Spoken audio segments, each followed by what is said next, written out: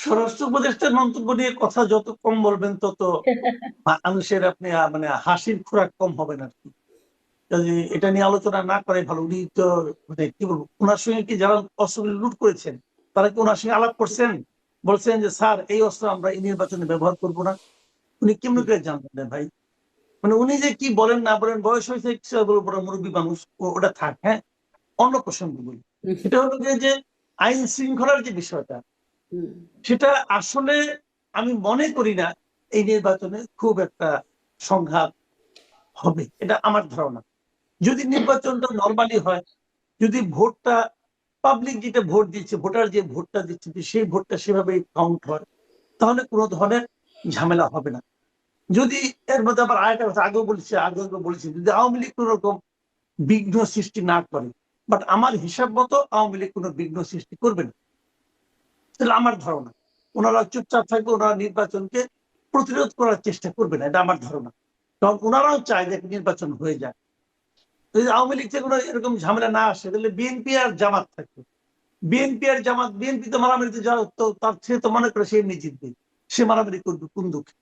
করবে না। এখন কেন জামাত বিদ্রোহী কিছু প্রার্থী করবে আছে না বিভিন্ন আসনে, তারা তো নিজেদের মধ্যে মারামারি করতেই পারে।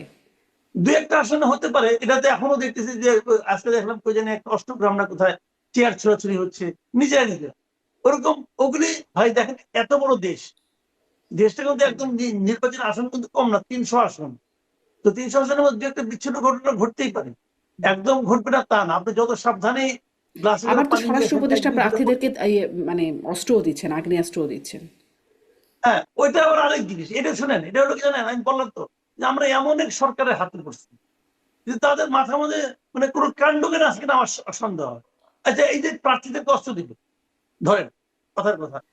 তার সঙ্গে গানম্যানকে অস্ত্র দিবে। ঠিক আছে? আপনি এখন পুরো দৃশ্যটা ভিজুয়ালাইজ করেন তো।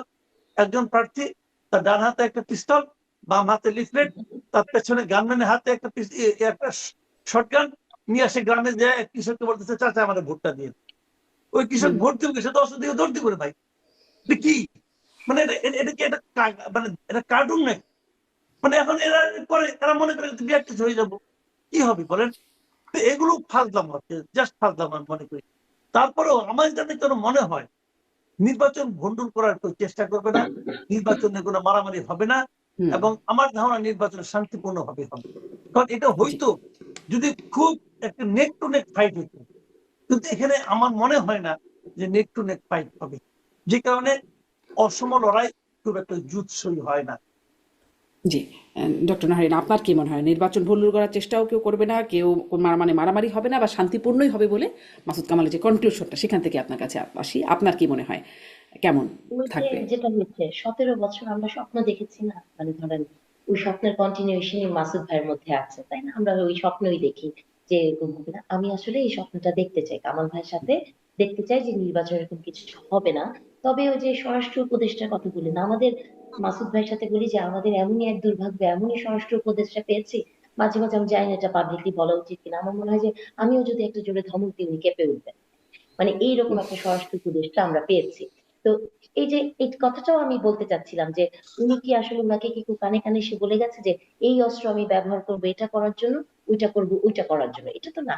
এই ধরনের বালুখিল্য কথা বলাটা একটা মানে উচিত না এই জায়গা থেকে। আর যেটা যে গানম্যানকে, এবং আপনি চিন্তা করেন একটা আর্মস আপনি প্রার্থীকে দিলেন, বাংলাদেশের কয়জন প্রার্থী জানে কি করে একটা আর্মস ব্যবহার করতে হয়, আর্মসটা কিভাবে রাখতে হয়? এগুলোও কিন্তু একটা ট্রেনিং এর বিষয়, তাই না?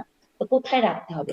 আমরা তো জানতাম যে যারা প্রাইভেটলি গান ওন করে ইলেকশনের আগে সেগুলো জমা দিতে হয়। আজকে আমি শুনলাম যে 38% যে গানগুলো মানে অস্ত্রগুলো চুরি হয়ে গিয়েছিল, লুট হয়ে গেছিল,